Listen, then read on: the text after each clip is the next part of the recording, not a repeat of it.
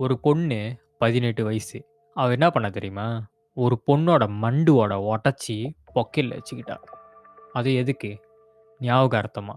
I knew from the beginning that I would be found guilty, and I knew from the beginning that I would get the death penalty. Damilas, I'm not guilty of murder. இத விட ஃபிஷியான விஷயம் என்ன தெரியுமா? அவ வந்து அந்த பொண்ணோட செஸ்ட்லயும், ஃபோர்ஹெட்லயும் ஒரு பென்டாகிராம கார்வ் பண்ணா. அது வந்து ஒரு ரிச்சுவலிஸ்டிக்காக செய்வாங்க. He cut a pentagram into her chest with the box cutter. I can't imagine anybody going through that, and I can't imagine enduring that. அவ பேரு கிறிஸ்டா பைக். 18 வயசு. அமெரிக்காவோட யங்கஸ்ட் டெத் ரோல இருக்கிற ஒரு பொண்ணு. நான் உங்கள் கார்த்தி. இது நம்ம dark curry. Christa Gail Pike March 10, 1976 west விர்ஜீனியாவில் தான் பிறந்திருக்கா. அவள் பிறக்கும்போது அவளுக்கு பிரெயின் டேமேஜ் இருந்திருக்கு. இந்த பிரெயின் டேமேஜ் எப்படி அவளுக்கு வந்துச்சுன்னா, அவளோட அம்மானால. அவளோட அம்மா வந்து ஒரு ஹெவியான ஒரு ஆல்கஹாலிக் பர்சன். அவங்க ப்ரெக்னென்சியில் இருக்கும்போது ரொம்ப ஹெவியான ஆல்கஹால் எடுத்திருக்காங்க. அதனால கிறிஸ்டா பிறக்கும் போதே ஒரு பிரெயின் டேமேஜோட தான் பிறந்திருக்கா. அவளோட parents Carissa Hanson and Emil Glenn Pike. இவங்க 2 பேரும் வந்து கல்யாணம் பண்ணி ஒன்றா தான் இருந்தாங்க. அப்புறம் ஹென்சன் சீட் பண்ணதுனால டிவோர்ஸ் பண்ணிக்கிட்டாங்க. அவங்க 2 பேரும் 1 வருஷம் பிரிஞ்சிருந்தாங்க. அப்புறம் திரும்பவும் 2 வருஷம் ஒன்றா இருந்தாங்க. கேட்கவே காம்ப்ளிகேட்டடாக இருக்குது தானே. அவங்க 2 பேரும் கிறிஸ்டாவை கேரே பண்ணிக்கல, கண்டுக்கவே இல்லை. கிறிஸ்டா பேக் பேபியாக இருக்கும்போது ஒரு ஆள் வந்து அவளோட வீடை வந்து விசிட் பண்ணியிருக்காங்க. அவங்க அங்கே என்ன பார்த்தாங்கன்னா, கிறிஸ்டா வந்து டாக் ஃபீசஸில் நாய் பீல வந்து க்ரால் பண்ணிக்கிட்டு இருந்ததை பார்த்துருக்காங்க. இது நம்மக்கிட்ட என்ன காட்டுதுன்னா, பேபி லைக் குழந்தைக்கு கிடைக்கிற பேசிக்கான நீட்ஸ், லவ், கேர் எதுவுமே அவங்ககிட்ட இல்லை. இதெல்லாமே நிக்லெக்ட் பண்ணியிருக்காங்க. கிறிஸ்டா பேக் 3rd கிரேடில் இருக்கும்போது அவளோட ஃபர்ஸ்ட் சூசைட் அட்டெம்ப்ட் பண்ணியிருக்கா. இவள் வந்து அசிட்டாமினோஃபன் டேப்லெட்ஸ் எடுத்து கன்சியூம் பண்ணியிருக்கா. அதுக்கப்புறம் இது வந்து அவள் டிப்ரெஷனால தான் பண்ணியிருக்கான்னு சொல்லி எந்த ஒரு மென்டல் ஹெல்த் ட்ரீட்மெண்ட் இல்லாமல் அனுப்பியிருக்காங்க. ஜஸ்ட் 8 இல்லைனா 9 வயசு தான். எந்த வழியை மறைக்க அவள் இந்த மாதிரி ஒரு அட்டெம்ப்ட் பண்ணியிருப்பா? ஐ மீன் சூசைட் அட்டெம்ப்ட் 3rd கிரேடில். ஏன்? ஐ மீன் நம்ம 3rd கிரேட் படிக்கும்போது நம்ம என்ன பண்ணிக்கிட்டு இருப்போம்? அவளோட வாழ்க்கையில் ஒரு ஸ்டேபிளான ஒரு பர்சன் இருந்திருக்காங்க. அதுதான் அவளோட பாட்டி. அவளோட பாட்டி தான் அவள் சின்ன வயசாக இருக்கும்போது எடுத்து வளர்த்துருக்காங்க. பட் கொஞ்ச நாள் கழித்து அவங்க இறந்து போயிட்டாங்க. அதுவும் எப்போ? கிறிஸ்டா அவளோட 2nd சூசைட் அட்டெம்ப்ட் பண்ண போதான். இப்போது கிறிஸ்டா வாழ்க்கையில் இருந்த அந்த ஒரு ஆங்கு, அந்த ஒரு எலாயஸ், ஒரு துணையாக இருந்த ஒரு ஆள் கூட இப்போ இல்லை. அப்புறம் போக போக கிறிஸ்டாவோட டீனேஜ் லைஃப் வந்து ஸ்டேபிள் ஆகவே இல்லை. ஏன்னா வீட்டில் வயலன்ஸ் பார்த்து வளர்ந்துருக்கா. ஒரு கட்டத்தில் அவளே வயலன்ஸ் பண்ண ஆரம்பிச்சிட்டா. என்ன பண்ணியிருக்கான்னா, அவளோட அம்மாவோட பாய் ஃப்ரெண்ட் வந்து அவளோட மூஞ்சை வந்து குத்திட்டான், பஞ்ச் பண்ணிட்டான். அவள் என்ன பண்ணியிருக்கா தெரியுமா? ஒரு பட்டர் நைஃப் எடுத்துகிட்டு துரத்திருக்கா. இதை வந்து கிரிமினல் ஃபைல்லாம் சார்ஜ் பண்ணி செட்டில் பண்ணியிருக்காங்க. கிறிஸ்டா பைக் சில வாட்டி செக்ஷுவல் அப்யூஸ்க்கு வந்து விக்டிம் ஆயிருக்கா. பட் அவளோட வீட்டில் வந்து என்ன சொல்கிறாங்கன்னா, இவள் வந்து ஒரு பெத்தோலஜிக்கல் லாயர், இதெல்லாம் நடக்கலைன்னு சொல்கிறாங்க. ஒரு ஸ்ட்ரகிளிங் வீட்டில் வளர்ந்த ஒரு பொண்ணு, ஒரு ஸ்ட்ரகிளாக வளர்ந்த ஒரு பொண்ணு இந்த வார்த்தையை சொல்லும் போது அவங்க அதை தவிர்க்கிறாங்க. இது உண்மையாக கூட இருக்கலாம், பட் அவங்க வீட்டில் இல்லைன்னு சொல்கிறாங்க. கிறிஸ்டா வீட்டில் நடக்கிற பிரச்சனையால் அவள் ஸ்கூல் வந்து ஃப்ரீக்வெண்ட்டாக சேஞ்ச் பண்ணிக்கிட்டே இருந்திருக்கா. அவளுக்கு வந்து அந்த காம்ஃபர்ட் கிடைக்கல. ஸோ எந்த ஸ்கூல்லையும் அவள் வந்து செட்டில் ஆகலை. ஸோ என்ன நடந்திருக்குன்னா, அவள் விஷயம் எஸ்கலேட் ஆகி அவள் வந்து ஜூவனல் டிடென்ஷன் ஃபெசிலிட்டிக்கு அனுப்பியிருக்காங்க. கிறிஸ்டாவோட அந்த ட்ராமா வந்து அவள் உள்ளேயே தான் இருந்துச்சு, எந்த ஒரு ட்ரீட்டும் பண்ணலை. ஸோ 1994 ஜூவனல் டிடென்ஷன்லேருந்து வந்த பிறகு அவள் வந்து நாக்ஸ்வில்ல இருக்கிற அந்த ஜாப் கார்ப்ஸ் ட்ரைனிங் ப்ரோக்ராமில் ஜாயின் பண்ணா. கிறிஸ்டா வந்து அவள் அம்மா மாதிரி நர்ஸ் ஆகணும்னு நர்சிங் படித்தா. இப்போ வந்து புது இடம், புது பீப்புள்ஸ் எல்லாமே அவளுக்கு புதுசு. ஒரு புது பிகினிங்னு நான் சொல்லலாம். ஜாப் கார்ப்ஸ்னு சொல்கிறது வந்து யூஎஸ் ஃபெடரல் கவர்மெண்டோட ஒரு ப்ரோக்ராம் தான். அது வந்து லோ இன்கம் யூத்துக்காக ஃப்ரீ எஜுகேஷன் கொடுப்பாங்க. சிம்பிளாக சொல்லணும்னா ஒரு தொழிற்கல்வி பயிற்சி திட்டம். அது வந்து 16லேருந்து 24 வயசு பிள்ளைங்களுக்கு கொடுப்பாங்க. இங்கே தான் அவள் ஒரு பர்சனை மீட் பண்ணாள். அதுதான் தேட் டெரல் ஷீப். ஜஸ்ட் 17 வயசு பையன், கிறிஸ்டாவோட 1 வயசு சின்ன பையன்தான். குயிக்காக ஃப்ரெண்ட்ஸ் ஆனாங்க. அண்ட் ஃப்ரெண்ட்ஸ் ரிலேஷன்ஷிப்பாக மாறினுச்சு. டுகெதர் அவங்க 2 பேரும் அக்கல்ட்டில் இன்ட்ரெஸ்ட் டெவலப் பண்ணாங்க. அக்கல்ட்டுன்னு சொல்கிறது வந்து ஒரு super natural dark forces, hidden knowledge எல்லாம் ரிலேட் ஆகிற ஒரு பிலீஃப் அண்ட் ப்ராக்டிசஸ். டெவில் வர்ஷிப்னு சொல்கிற அந்த டிரெக்ஷனில் அவங்க 2 பேரும் போனாங்க. ரிச்சுவல்ஸ், சிம்பிள்ஸ், டார்க் எனர்ஜியில் பிலீஃப் வச்சாங்க. இது வந்து ரொம்ப ட்ரபிளான யூத்துக்கு வந்து இன்ட்ரெஸ்ட் கொடுக்குன்னு சொல்லுவாங்க. லைக் சென்ஸ் ஆஃப் பவர் எடுக்கிறது, லைக் நம்மளோட ஆர்டினரி லைஃப்பில் இல்லாத ஒரு கண்ட்ரோல் எடுக்கிறது. அங்கே தான் ரியல் ப்ராப்ளமே ஸ்டார்ட் ஆனுச்சு. காலின் ஸ்லீமர் ஒரு 19 வயசு பொண்ணு, அதே ஜாப் கார்ப்ஸில் படிக்கிற ஒரு கிளாஸ்மேட். காலின் ஸ்லீமர் டெட் டேரல் கிட்ட பேசுறது, இன்டராக்ட் பண்ணுறதெல்லாம் கிறிஸ்டா பாய்க் நோட்டீஸ் பண்ணான். அவங்க 2 பேரும் ஒரு நார்மல் கான்வர்சேஷன் கூட வச்சுருக்கலாம். ஐ மீன் நம்ம ஃப்ரெண்ட்ஸ்லாம் என்ன மாதிரி பேசிப்போம் அந்த மாதிரி கூட பேசியிருக்கலாம். பட் கிறிஸ்டா பாய்க்கோட மைண்டில் வேறு ரெஜிஸ்டர் ஆகுது. காலின் ஸ்லீமர் என் பாய் ஃப்ரெண்டை திருட போகிறான். இதுதான் கிறிஸ்டா பாய்க் மைண்டில் ஓடுனுச்சு. கிறிஸ்டா பாய்க் மைண்டில் ஏதாச்சும் ஒரு சஸ்பிஷன்ஸ் வந்து வான்ஸ் என்டர் ஆகுனா அது வந்து அவளுக்கு ஒரு ஃபேக்டாக மாறிடுது. இந்த மாதிரி திங்கிங் பேட்டர்னை கிரிமினாலஜிஸ் என்ன சொல்கிறாங்கன்னா டெலியூஷனல் ஜெலசின்னு சொல்கிறாங்க. என்னன்னா எந்த ஒரு எவிடன்ஸும் இல்லாமல் இமேஜினரி த்ரெட்டை வந்து உண்மைன்னு நம்புறது. வாரம் இது வந்து பில்ட் ஆகிக்கிட்டே போணுச்சு, ரொம்ப ஸ்லோவாக சைலண்ட்டாக. காலின் ஸ்லீமர் வந்து டெட் டேரல் கிட்ட பேசுகிறது வந்து கிறிஸ்டா பாய்க்கு பிடிக்கல. பேசுறது, சிரிக்கிறது, அவன் கூட இருக்கிறது எதுவுமே பிடிக்கல. இந்த நேரத்தில் தான் ஷேடோலா பீட்டர்சன் என்டர் ஆகிறா. இவளுக்கு வந்து 18 வயசு. கிறிஸ்டா பாய்க்கோட ஒரு க்ளோஸான ஒரு ஃப்ரெண்ட். கிறிஸ்டா பாய்க்கும் ஷேடோலா பீட்டர்சனும் ஒரு பிளான் போட்டாங்க. என்னென்னா காலின் ஸ்லிமரை தனியாக லியூவோ பண்ணி கொட்டி போகிறதுக்கு. 3 பேர், ஒரு ஜெலசி, ஒரு டார்க் பிளான். அது எங்கே போய் முடிய போகுதுன்னு நமக்கு தெரியும். January 12, 1995 அப்ராக்சிமேட்லி 8 மணி ராத்திரி. இலோன்னு ஒரு பொண்ணு இருந்திருக்கா, ஒரு ஸ்டூடெண்ட். அதே ஜாப் கார்ப் சென்டரில் தான் படிக்கிறா. கிறிஸ்டாவையும் ஸ்லிமரையும் ஒன்றா இருக்கிறத பார்த்துருக்கா. கூடயே இன்னும் 2 ஸ்டூடெண்ட்ஸ். அதுதான் டெட் டேரல் அண்ட் ஷேடோலா பீட்டர்சன். இலோ என்ன பார்த்துருக்கானா அவங்க 4 பேரும் சென்டர்லேருந்து வெளியாகி அங்குள்ள ஒரு 17 ஸ்ட்ரீட்னு சொல்கிற ஒரு இடத்துக்கு நேராக நடந்து போயிருக்காங்களா.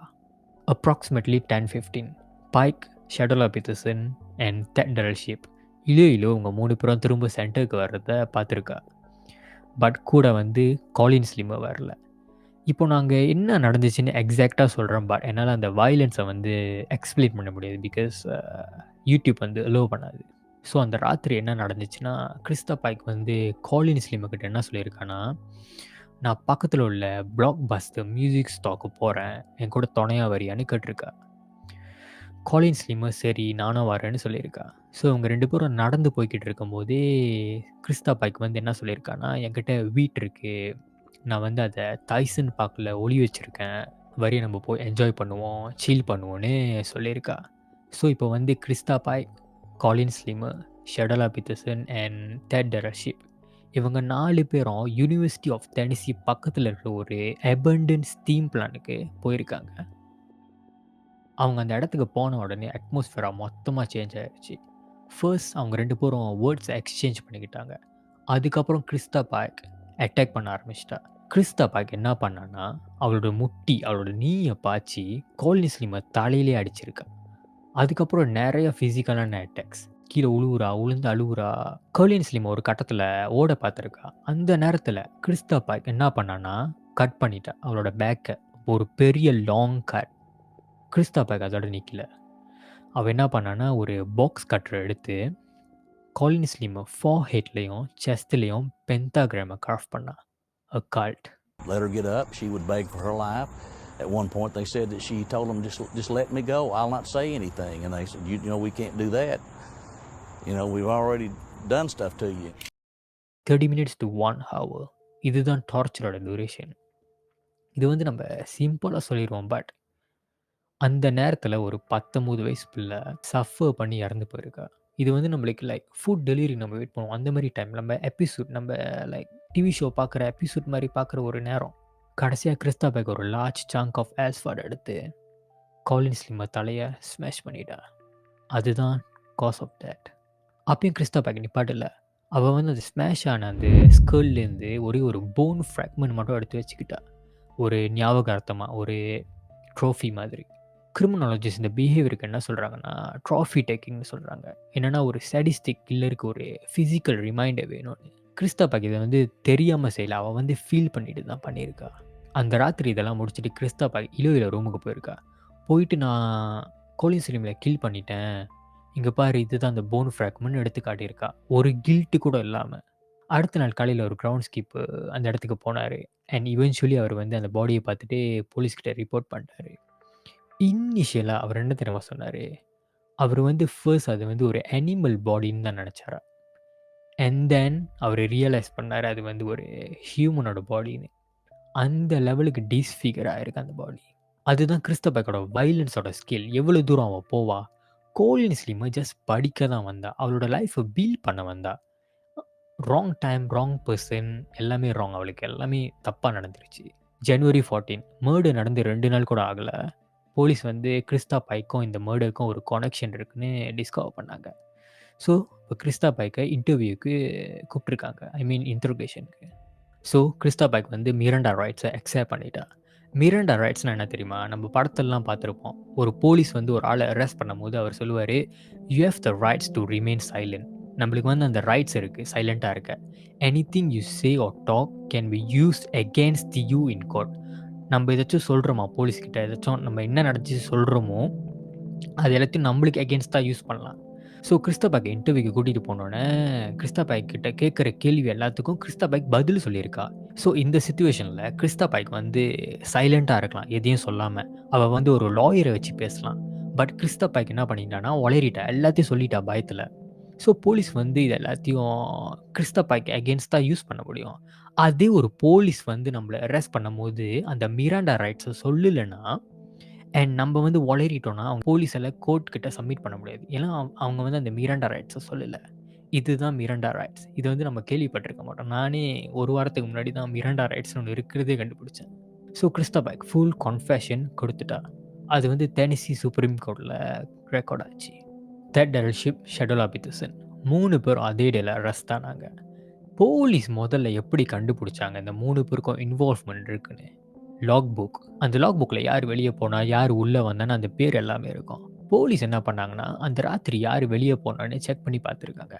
அதில் வந்து இந்த 4 பேர் இருந்திருக்கு. Colleen Slemmer, Christa Pike, Tadaryl Shipp, Shadolla Peterson. திரும்ப வர லிஸ்ட்டில் 3 பேர் தான் இருந்திருக்கு. Christa Pike, Shadolla Peterson, Tadaryl Shipp. Colleen Slemmer பேர் அதில் இல்லை. அப்புறம் தான் அதில் சிக்கிக்கிட்டா அவ. மார்ச் 22, 1996 வெர்டிக் வந்துச்சு. Christa first degree murder and conspiracy to commit மர்டருக்கு கில்ட்டி ஆனா. 8 டேஸ் கழிச்சு மார்ச் 13, 1996 சென்டென்சிங் கொடுத்தாங்க. Death penalty by electrocution, murder சார்ஜுக்காக அண்ட் 25 இயர்ஸ் ப்ரிசன் கான்ஸ்பிரசிக்காக, ரெண்டுமே மேக்ஸிமம். அப்போ அவளுக்கு 20 வயசு தான் ஆகுது. அண்ட் இங்கே தான் ஒரு ஹிஸ்டாரிக் டீட்டெயில் இருக்குது. என்னென்னா Crysta bike became the youngest woman on death row in US history. இது ஒரு ரெக்கார்ட்னு சொல்லும் போது என்ன ஃபீல் ஆகுதுன்னு எனக்கு தெரியல. ஜனவரி 1997 டெட் டெரலோட ட்ரையல் வந்துச்சு. அவனும் கில்ட்டி இன் போத் கவுண்ட். டெட் டெரலுக்கு அப்போ 17 வயசு தான் க்ரைம் பண்ணப்போ அவனை வந்து ஜூவனலில் போட முடியல. ஏன்னா அவன் செஞ்ச க்ரைம் வந்து ரொம்ப சீரியஸாக இருந்துச்சு. ஸோ அவனை வந்து அடியூரில் ட்ரை பண்ணாங்க. அவனுக்கு வந்து லைஃப் இன் ப்ரிசன் கிடச்சிச்சு. ஆனால் ஜூரி வந்து அவன் டிசர்வ் பண்ண இந்த பனிஷ்மெண்ட்டுக்கு ஒத்துக்கல. அதனால ஜட்ஜ் அவனுக்கு life in prison with parole eligibility கொடுத்தாங்க. ஆனால் ஜட்ஜ் அவனை டேஞ்சரஸ் இண்டிவிஜுவல்னு டிஸ்கிரைப் பண்ணி கான்ஸ்பிரசி சார்ஜுக்காக கான்சிக்யூட்டிவ் 25 இயர்ஸ் கொடுத்தாங்க. மீனிங் அவனுக்கு வந்து 40-50 வயசில் தான் அவனுக்கு அந்த பரோல் எலிஜிபிலிட்டி கிடைக்கும். அக்டோபர் 2025 அவனோட பரோலை வந்து டினை பண்ணிட்டாங்க. அண்ட் இப்போ வரைக்கும் அவன் ஜெயிலில் தான் இருக்கான். ஷெடோலா பீட்டர்சனுக்கு பெரிய தண்டனை எதுவும் கிடைக்கல. ஏன்னா அவள் வந்து அங்கே வெறும் லுக் அவுட்காக தான் இருந்தாள், யாராச்சும் வராங்களோ இல்லையான்னு பார்க்குறதுக்கு. அண்ட் ப்ரொசிக்யூஷன் கிட்ட அவள் வந்து விட்னஸாக மாறுறேன்னு அக்ரி பண்ணிட்டா. அந்த கார்பரேஷனுக்கு எக்ஸ்சேஞ்சாக அவளை ப்ளீ கில்ட்டின்னு அவளுக்கு அக்சசரி ஆஃப்டர் த ஃபேக்ட்னு ப்ராபேஷன் கிடச்சிச்சு. ப்ரிசன் டைம் இல்லை. 3 பேர், ஒரு நைட், ஒரு மர்டர். ஒரு ஆளுக்கு வந்து டெத் பெனால்ட்டி, இன்னொரு ஆளுக்கு வந்து லைஃப் இன் ப்ரிசன், இன்னொரு ஆள் வந்து வெளியே ஒரு தண்டனையும் இல்லாமல். இதுதான் இந்த சிஸ்டமோட கல்குலேஷன். யார் எவ்வளோ ரெஸ்பான்சிபிள்னு அதுதான் முடிவு பண்ணோம். கான்விக்ஷன் ஆன பிறகு கிறிஸ்டா ஒரு ஷாக்கிங்கான ஒரு டிசிஷன் எடுத்தா. ஜூன் 2001 ஜூன் 2002 வரைக்கும் அவள் ஓன் லாயர்ஸ் அட்வைஸ் பேச்சே கேட்காம கோர்ட் கிட்ட போய் நான் எக்ஸிக்யூட்டிவ் ஆகணும்னு கேட்டிருக்கா. எக்ஸிக்யூஷன் டேட் கூட ஃபிக்ஸ் ஆனிச்சு, ஆகஸ்ட் 19, 2002. லாஸ்ட் மினிட்ல அவளோட மைண்டை வந்து மாற்றிட்டா. ஸோ இப்போ வந்து அப்பீலும் கண்டினியூ ஆனிச்சு, அந்த எக்ஸிக்யூஷனும் நடக்கலை. 30 வருஷம் அப்பீல்ஸ் போட்டா. ஸ்டேட் கோர்ட்ஸ், ஃபெடரல் கோர்ட்ஸ் எல்லா லெவல்ஸும் mental illness, bad legal council, unconstitutional punishment 3 கிரவுண்டில் ஃபைட் பண்ணாங்க. எல்லாமே டினைட் ஆனிச்சு. 2009ல் 6th சர்க்கிட் கோர்ட்டில் யுனானிமஸ் அப்ஹோல். ஆனால் கிறிஸ்டா பைக்கோட ஸ்டோரி அதோட முடியல. 2001 ப்ரிசனில் இருக்கும்போது அவளோட சொந்த ப்ரிசன் இன்மேட்டே பெட்ரிஷியா ஜான்ஸ் அவளை ஷூலேஸை வச்சு ஸ்ட்ராங்கிள் பண்ண பார்த்தா. பட் அவங்க பேர்லி சர்வைவ் ஆனாங்க. 2004ல் அட்டெம்ப்டட் மர்டரில் கான்விக்டட் ஆனா. இன்னொரு 25 வருஷம் வேற கிடச்சிச்சு. Patricia Jones had tortured me for about 4 years. They're going to bully you till they realize they can't bully you, till you're going to stand up to them and back them down. இதில் ஒரு pattern தெரியுது. காலின் ஸ்லிமர் கேஸில் வந்து ஜேலசி தான் trigger பண்ணியிருக்கு. But Patricia Jones கேஸில் வந்து conflict ஒரு ட்ரிகராக இருந்திருக்கு. நீங்கள் பாருங்கள், சிச்சுவேஷன் வேறையாக இருந்தாலும் ஆனால் அதுலேருந்து வர அந்த அவுட்கம் வந்து சேமாக தான் இருக்குது. Same angle, same violence. இது வந்து கான்சிஸ்டன்சின்னு சொல்லலாம். அவங்களுக்கு வந்து அது அவங்க உள்ளே இருந்திருக்கு. அதெல்லாம் மார்ச் 2012ல் ஒரு ட்விஸ்ட். டெட் ரோல் இருக்கும்போது கிறிஸ்டா வந்து எஸ்கேப் பிளான் பண்ணியிருக்கான்னு கண்டுபிடிச்சிருக்காங்க. He thought he was in love with her, and I understand he made an actual key, and they was fixing to spring her off death row, which would have been the first ever. Monthly once 2 times 1700 miles round trip பண்ணுவார். அதை எதுக்கு? நேஷ்வாலுக்கு வந்து dead role இருக்கிற இனிமேட்டை பார்க்குறதுக்கு. அவர் ஒரு escape plan வந்து போட்டார். இதில் வந்து ஒரு கரெக்ஷன் ஆஃபீஸரும் இன்வால்வ் ஆகிருக்காரு. அது எதுக்கு? கேஷ்காக. அண்ட் ஒரு டூப்ளிகேட் கீயும் செஞ்சு வச்சார். ஏர்லி 2012ல் வந்து இந்த பிளான் வந்து எக்ஸ்போஸ் ஆகிடுச்சு. கிறிஸ்டா இதில் வந்து சார்ஜ் பண்ணலை. ஏன்னா அந்த இன்வெஸ்டிகேட்டர்ஸ்க்கும் தெரில கிறிஸ்டா வந்து இதில் இன்வால்வ் இல்லையான்னு. நவம்பர் 2022 அவளோட லாயர்ஸ் வந்து ஒரு லாஸ் அட்டெம்ப்ட் பண்ணாங்க. ஸ்டேட் சுப்ரீம் கோர்ட் வந்து ஒரு ரூலிங் கொண்டு வந்துச்சு. என்னென்னா ஜூவனல்ஸ்க்கு எல்லாத்துக்கும் ஆட்டோமேட்டிக் லைஃப் சென்டென்சஸ் இஸ் அன்கான்ஸ்டிடியூஷனல்னு. அவளோட லாயர்ஸ் வந்து இதை யூஸ் பண்ணாங்க. அவளோட ஏஜ், அவளோட மென்டல் அபியூஸ், அவள் வந்து எக்ஸிக்யூஷனுக்கு சரியில்லைன்னு சொன்னாங்க. செப்டம்பர் 30, 2025 டெனிசி சுப்ரீம் கோர்ட் வந்து டெட் வாரண்ட்டை இஷ்யூ பண்ணிச்சு. இப்போ உள்ள எக்ஸிக்யூஷன் டேட் வந்து செப்டம்பர் 30, 2026. அது எக்ஸிக்யூட் ஆன நியர்லி 2 centuries டெனிசியில் எக்ஸிக்யூட் ஆன ஃபர்ஸ்ட் உமன் இவ தான். ஒரு விஷயம் மனசில் விடாமல் ஓடிக்கிட்டே இருக்கு. என்னென்னா கிறிஸ்டா பக் எப்படி இந்த மாதிரி ஒரு பர்சன் ஆனா? அந்த வலி, அந்த அப்யூஸ், அவள் பேபியாக இருக்கும்போது அவளுக்கு நடந்த அந்த விஷயம் அவள் இந்த மாதிரி மாற்றுனுச்சா, இல்லை அவள் பிறக்கும் போது இப்படி தான் பிறந்தாளா? ஒரு எப்சன், ஒரு நிக்லேட், அந்த பெயின் ஒரு பர்சன் இவ்வளோ தூரம் இந்த மாதிரி ஒரு விஷயம் பண்ண கொண்டு போகுமா? இது ஜஸ்ட் ஒரு எக்ஸ்கியூசஸ் தான். ஒரு பர்சன் என்ன வேணாலும் செய்யலான்னு, இல்லைனா ஜஸ்ட் ஒரு எக்ஸ்பிளனேஷன் தானா? உங்களோட ஒப்பீனியன் வந்து ப்ளீஸ் காமெண்டில் சொல்லுங்கள். அது எனக்கு வந்து ரொம்ப தேவை. அண்ட் இந்த கேஸ் இதோட முடியுது. உங்களை நான் நெக்ஸ்ட் கேஸில் பார்க்குறேன். நான் கார்த்தி, இது டாக் கரி. மறக்காமல் சப்ஸ்கிரைப் பண்ணிடுங்க, லைக் பண்ணிடுங்க. நம்ம ஒரு பர்சனை மறக்கக்கூடாது. கோலின் ஸ்லீமர்.